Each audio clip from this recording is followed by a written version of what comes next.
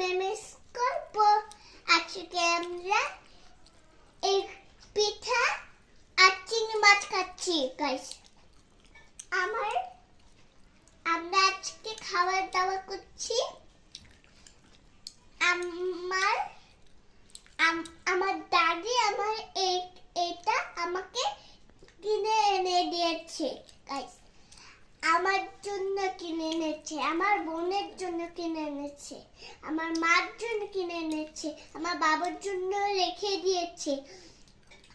তারপর গাইস আমরা খাচ্ছি।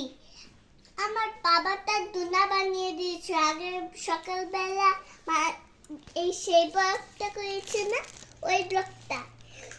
এইটা আমি তো খাচ্ছি, অনেক মজা লাগছে। টাটা।